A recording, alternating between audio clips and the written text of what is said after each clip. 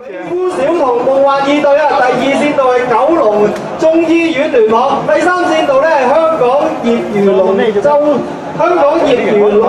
總會 B 啊，第四線道係呢嘅公主跟 boss， 第五線道快樂黃蜂，第六線道挑戰龍 B 隊，第七線道科大龍，第八線道水鳳凰。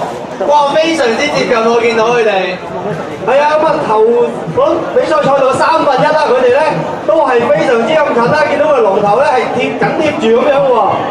我而家去到最尾睇到咧，裏邊嗰個喇叭呢度就可能嗰邊就係。哇！個賽事咧差唔多去到4/4啦，咁見到咧都係好叮當龍頭啊，而且我哋撐獎嘅速度咧都非常之咁一致啊，好難見到先頭喎。哇！非常之犀利，混合組咧即係有男有女喎。其實咧喺佈局咧上面分佈咧都非常之重要啊，男仔擺邊邊啦，女仔擺邊邊啦，都非常之重要。我見到咧咁多隊咧都配合得非常之好啊。去到咧而家稍領前咧應該咧係第8隊水鳳凰啦。咁咧另外咧第3線道、第4線道、第5線道咧亦都叮當碼頭喎。咁咧未到最後一刻咧都唔知邊隊行先㗎。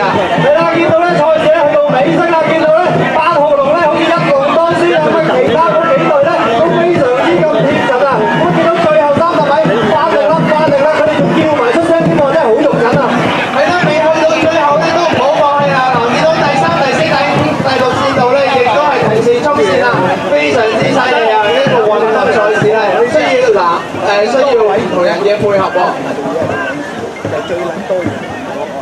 好啦，再睇一題第12場第1、第7線道嘅隊伍，快到